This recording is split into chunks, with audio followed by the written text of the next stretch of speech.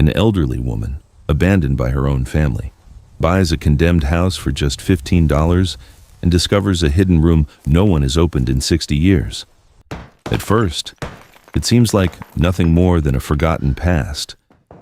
But what she finds inside that hidden room will bring back something she thought she had lost forever. This emotional story of an elderly woman proves that even after losing everything, life can still begin again. Subscribe for more powerful stories and tell us in the comments where you're watching from.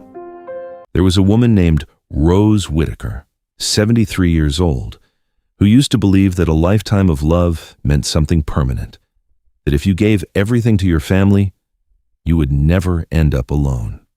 She was wrong. 2 weeks before everything fell apart, Rose stood in the kitchen of the house she had lived in for 42 years, watching her son press a for sale sign against the window. He didn't meet her eyes, didn't hesitate, just smoothed the tape down like he was sealing away her entire life behind a sheet of glass.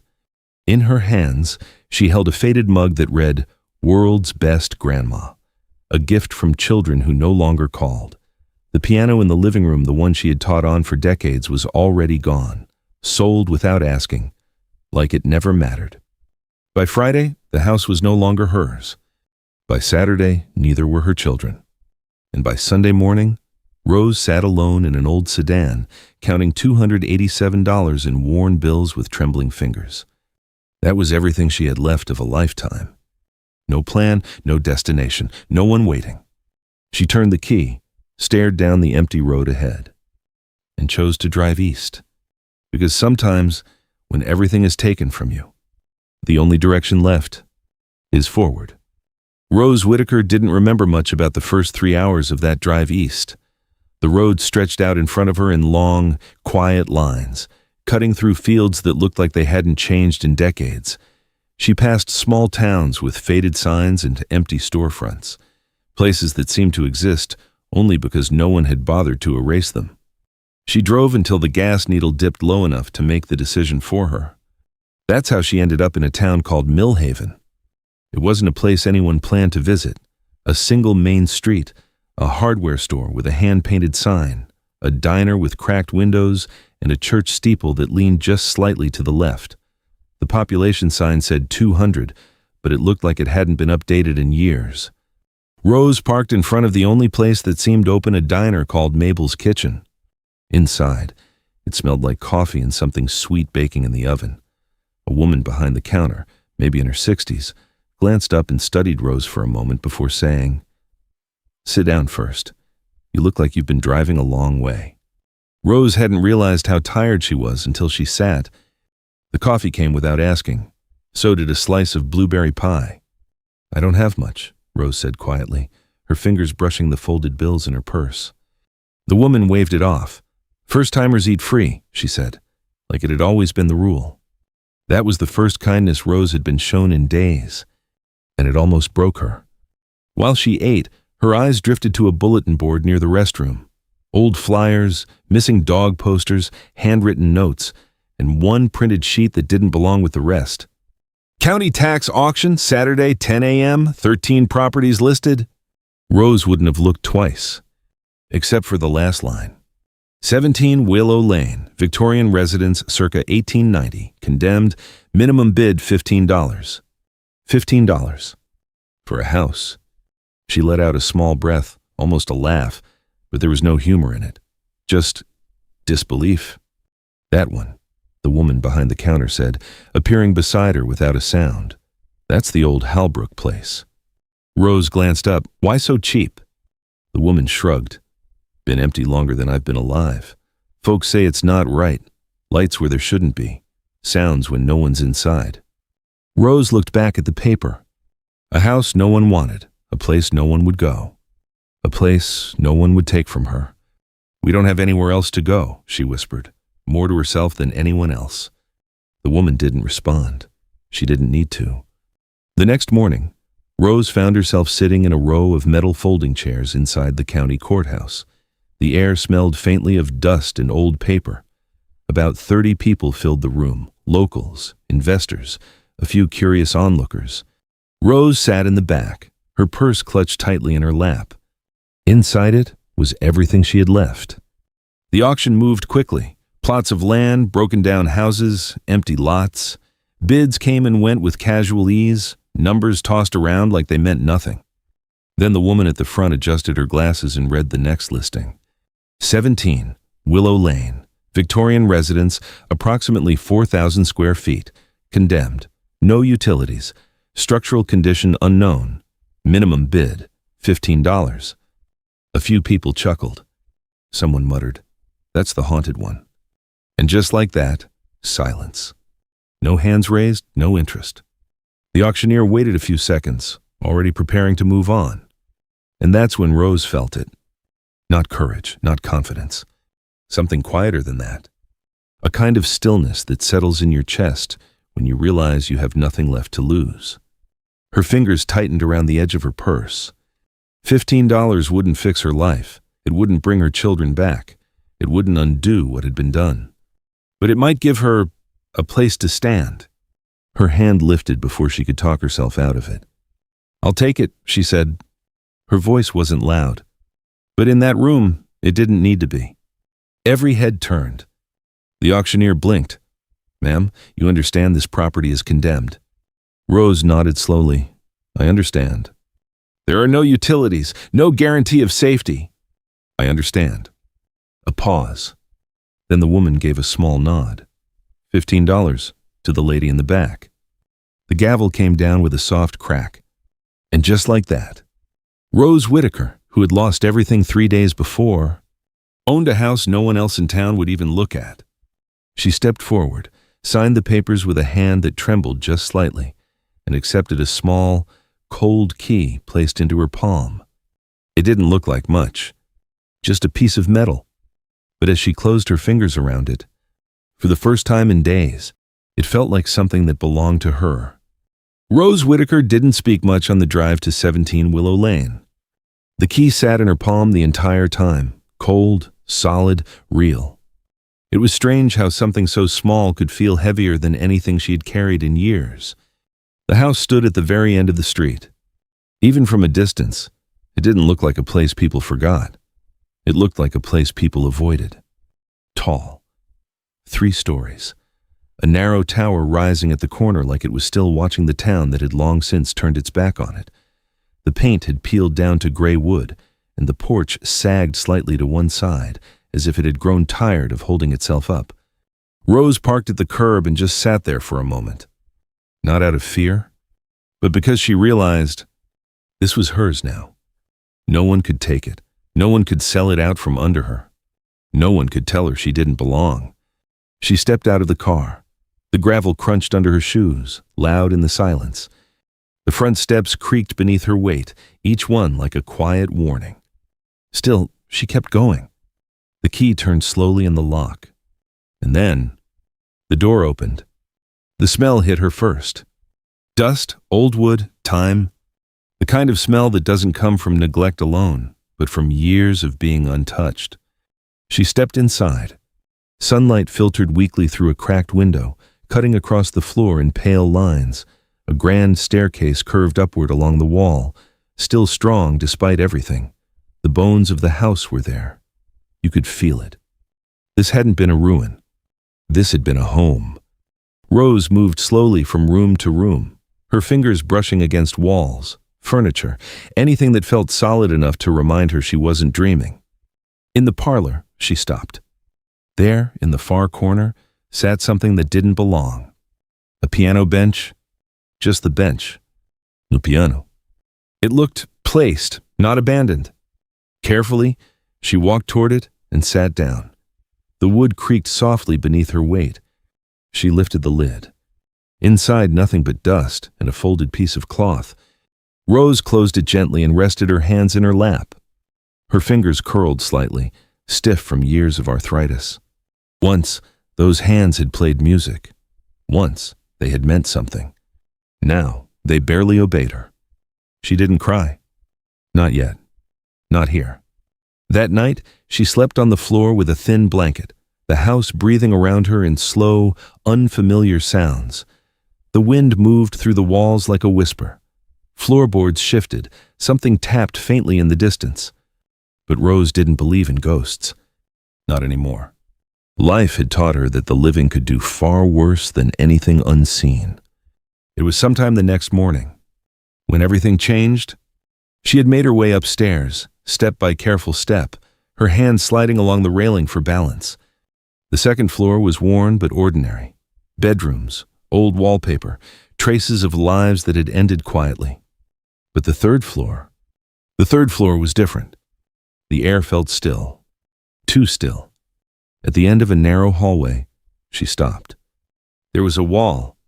Nothing unusual at first glance, just another wall covered in faded paper. But something about it wasn't right. Rose stepped closer. Her eyes narrowed. The baseboard.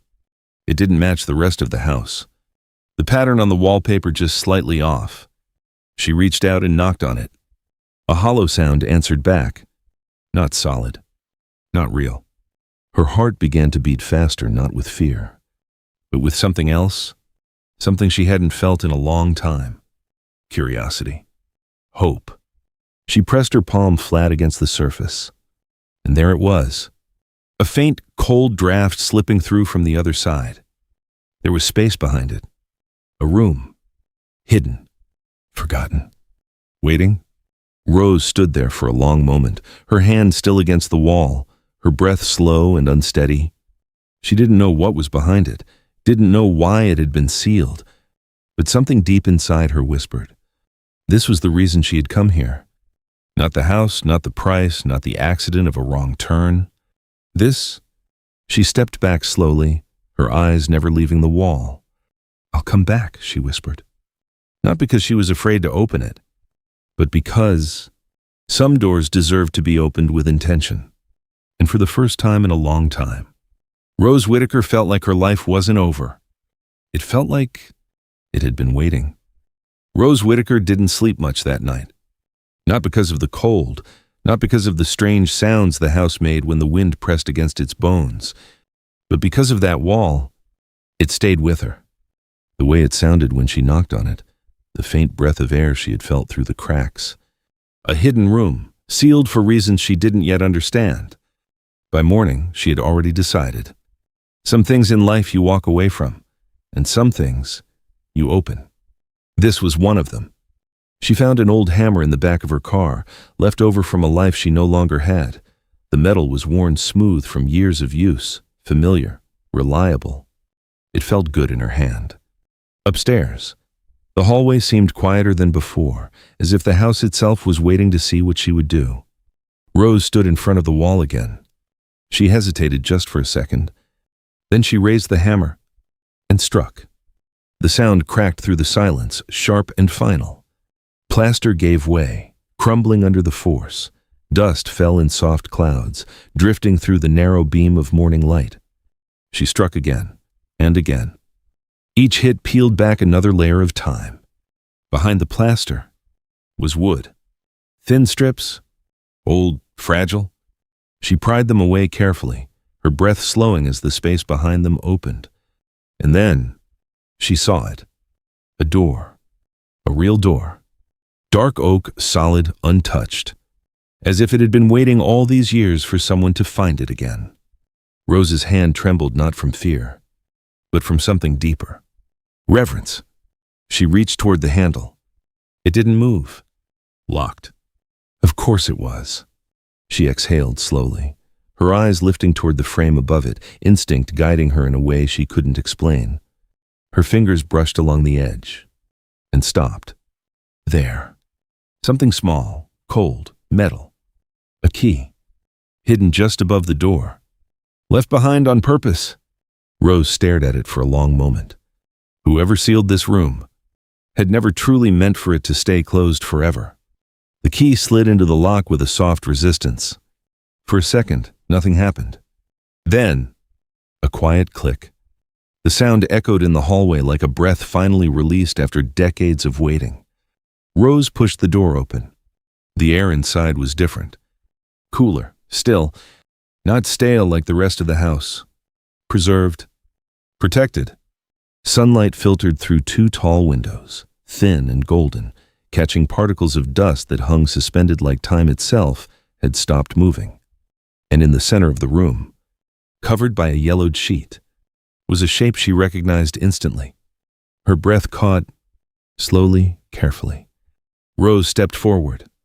Her fingers reached for the fabric and pulled it away.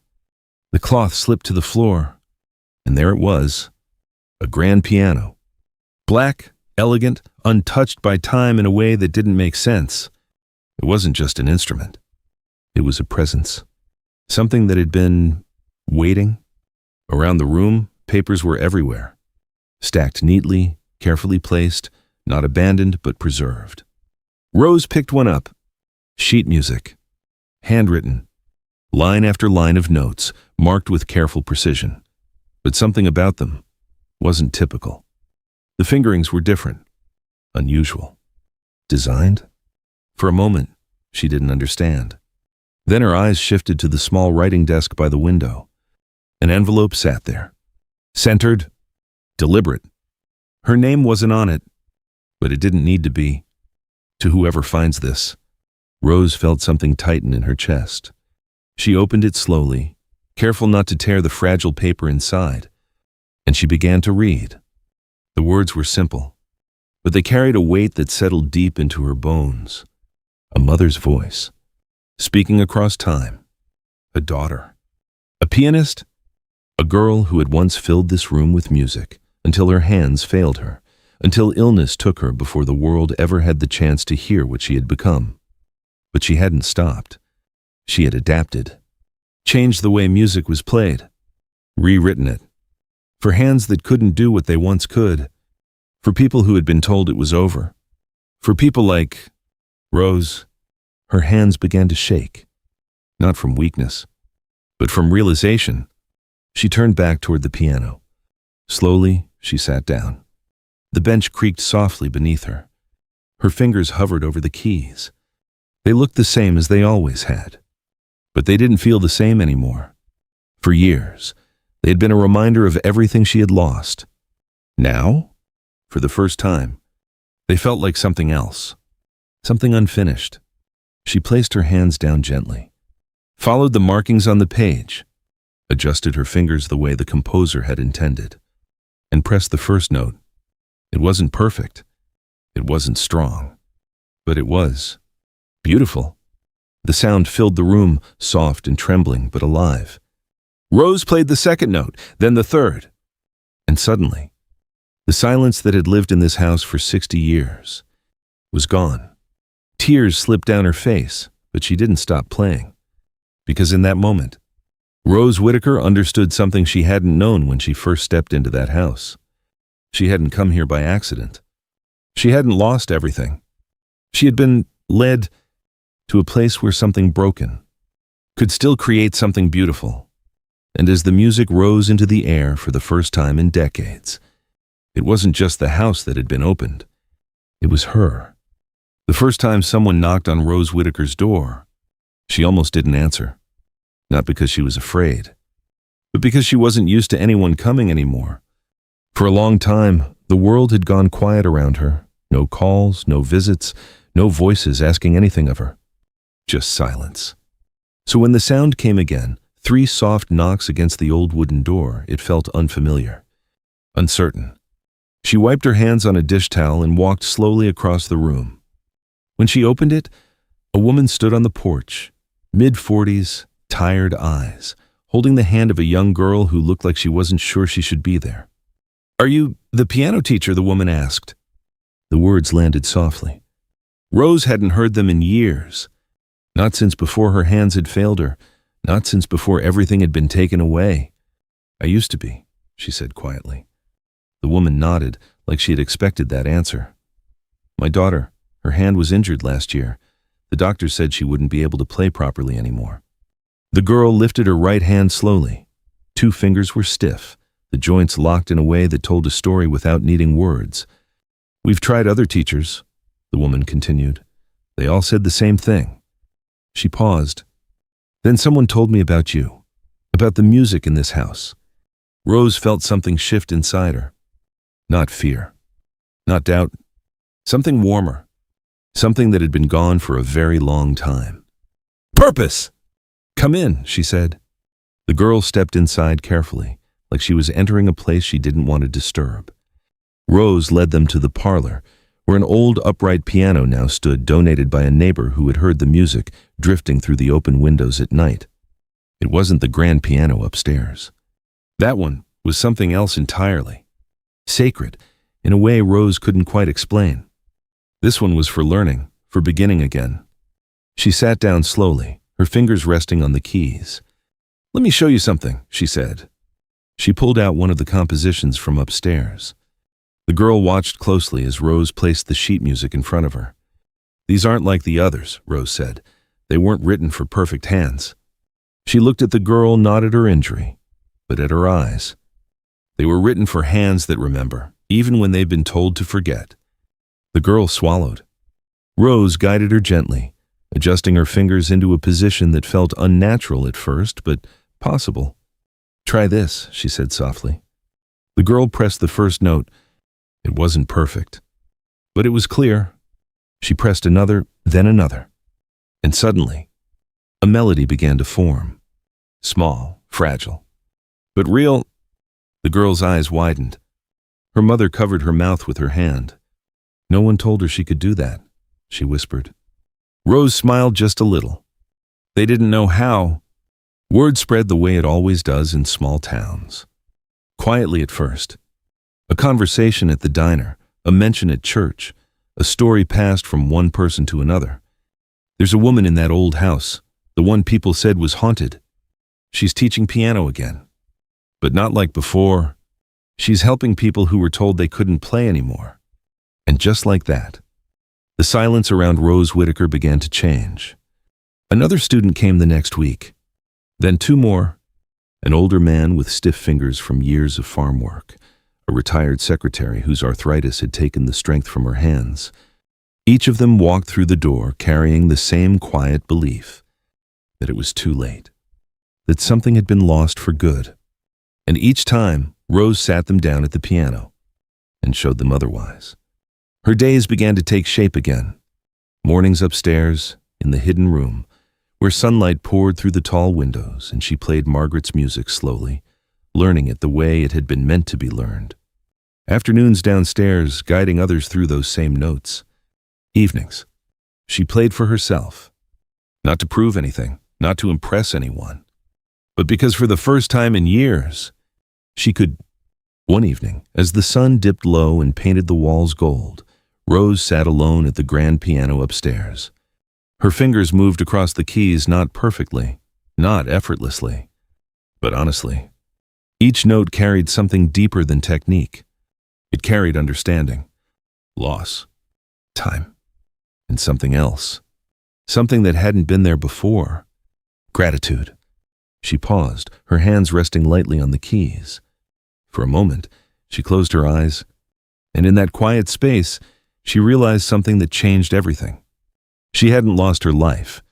She hadn't been abandoned into nothingness. She had been redirected, brought here, to a house that had been waiting, to music that had been written for her long before she ever knew she would need it, to people who needed exactly what she now had to give. Outside, someone paused on the sidewalk, listening. The music drifted out through the open window, soft and steady, carrying into the evening air. And for the first time in 60 years, that house was no longer silent. By the time autumn arrived in Millhaven, the house at 17 Willow Lane was no longer the place people whispered about. It was the place people came to.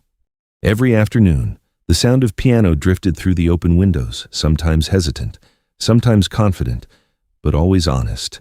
Children, adults, hands that trembled, hands that had been told no too many times.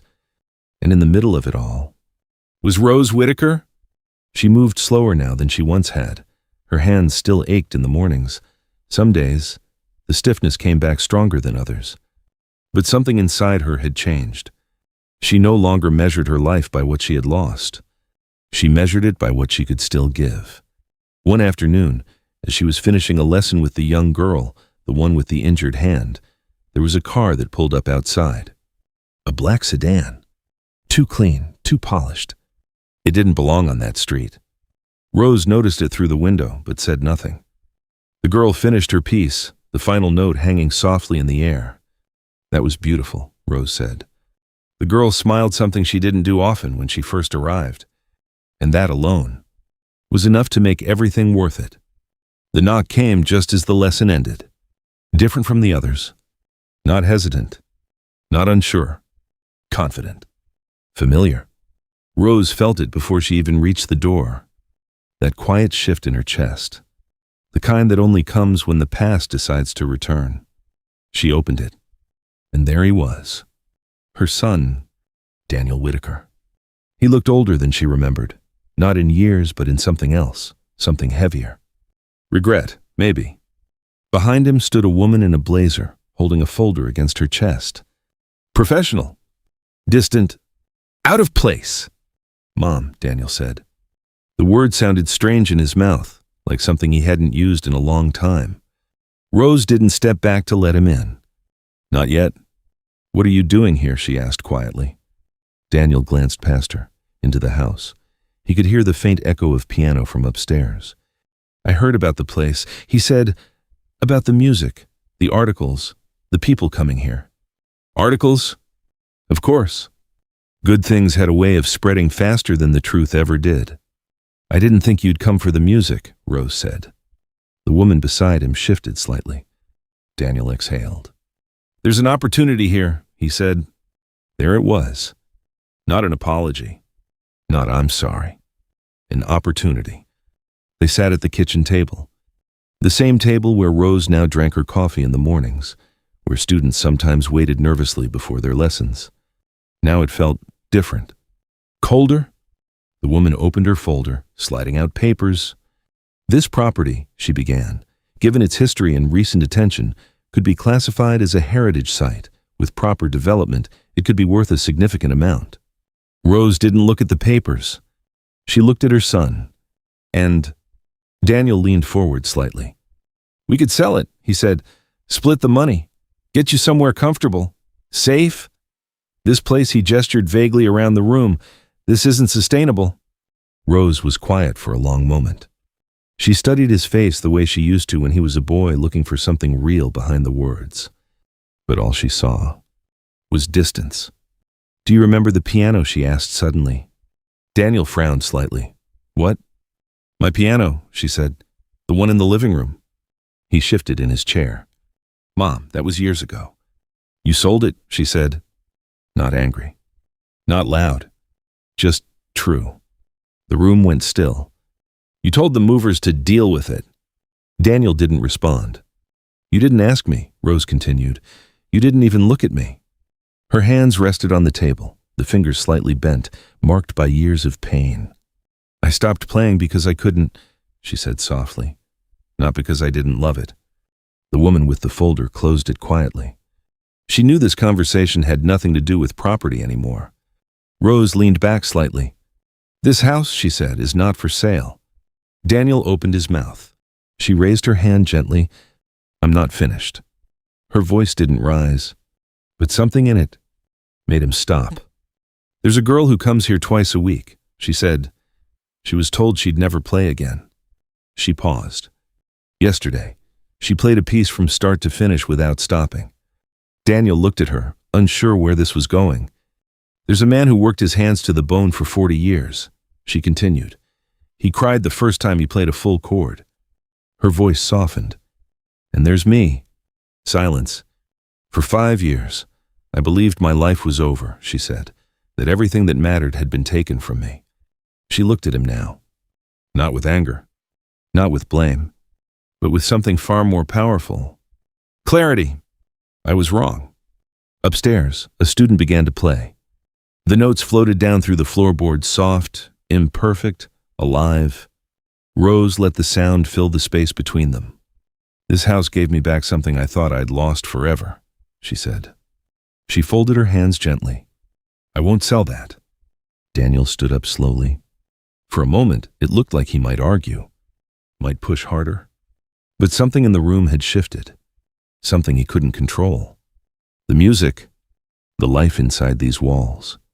It didn't belong to him anymore. Maybe it never had. He walked to the door, paused, his hand resting against the frame. "Mom," he said quietly. But whatever he was going to say, he didn't. He left instead. The car door shut. The engine started, and just like that, the past drove away again. Rose stood in the doorway for a long moment, not watching him leave, just standing, breathing. Then she turned back inside. Upstairs, the music continued. A little stronger now, a little more certain, and Rose Whitaker smiled, not because everything was fixed, but because for the first time in a long time, she didn't need it to be. Winter came quietly to Millhaven. The kind of winter that doesn't announce itself, just settles in, one cold morning at a time. But inside the house at 17 Willow Lane, it was warm. Not just from the repaired walls or the old furnace that now worked again, but from something deeper, something you could feel the moment you stepped through the door. Life? 3 months had passed since Rose Whitaker first turned that rusted key. 3 months since she had nothing but $287 and an empty road. Now, the house was full. Not with furniture, not with things, but with people. Every chair in the parlor was taken on a Saturday evening. Folding chairs borrowed from the church lined the walls. Neighbors stood near the doorway, some holding warm cups of coffee, others just standing quietly with their hands in their pockets. They had all come for the same reason: to listen. Rose stood near the piano, her hands resting lightly against the wood. Across from her sat her students. The young girl with the injured hand, the farmer with stiff fingers, the woman who had almost given up trying. Each of them held a piece of sheet music. Each of them carried a story. And tonight, they were going to share it. The first notes were hesitant. A child's hands pressing keys too carefully, afraid of making a mistake. But Rose nodded gently from where she stood, and the child kept going. One note, then another, until the melody found its way. Not perfect, but real. One by one, they played. Different ages, different struggles, but the same quiet miracle unfolding each time. Music, returning to hands that had once been told it never would. When the young girl finished her piece, the one she thought she would never be able to play, the room didn't clap right away. It was too still for that. Too full. Then, slowly, the sound rose. Not loud, but meaningful. The kind of applause that doesn't come from politeness, but from understanding. Rose watched them all, and for a moment, she didn't see who they were now. She saw who they had been when they first walked through her door. Doubtful, hurt, quietly broken in ways no one else could see. Just like she had been. "Thank you," the girl said softly as she returned to her seat. Rose shook her head gently. "You don't thank me," she said. "You thank the music." At last, it was her turn. Rose sat down at the piano slowly. The room fell silent again. Not expectant. Not demanding. Just present. She didn't look at the sheet music. She didn't need to anymore. Her hands found the keys the way they always had. But now, they moved differently. Not with the strength she once had, but with something better. Understanding. The first note rang out. Clear. Steady. And then the next, and the next, until the melody began to rise, filling the room, slipping through the walls, drifting out into the cold night air. Outside, a few people stopped on the sidewalk. Drawn in by something they couldn't quite explain, they stood there, listening, just like people had once done, long before the house had gone silent. Inside, Rose played the final piece, the most difficult one, the one written for hands that had suffered, adapted, endured, the one that felt less like music, and more like a conversation across time. Her fingers moved slowly, carefully, but without hesitation. Every note carried something with it. Loss, memory, time, and something else. Something that hadn't been there before. Peace. By the time she reached the final chord, her hands were trembling. But not from pain. From everything she had finally allowed herself to feel. The last note lingered in the air. Soft. fading. And then, silence. No one moved. No one spoke. Because in that moment, everyone in that room understood something they hadn't before. Rose Whitaker had not come to that house to start over. She had come to continue something that had never truly ended. The music. The purpose. The part of her that had been waiting. Just like that room upstairs. The applause came slowly. Then all at once. Filling the house. Rising up through the floors. All the way to the third story, where the door to that hidden room now stood open. Rose stood. She didn't bow. She didn't need to. She simply looked at the people in front of her and smiled. Because she finally understood something she wished she had known years ago. You can lose a house, you can lose people, you can even lose the things that once defined you. But if something inside you is real, truly real, it doesn't disappear. It waits. And sometimes, when you least expect it, it finds its way back. Loss doesn't always come loudly. Sometimes, it arrives quietly until one day, everything you knew is gone.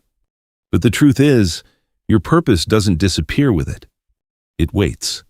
In unexpected places, in new beginnings you never planned, in the parts of yourself you thought were broken.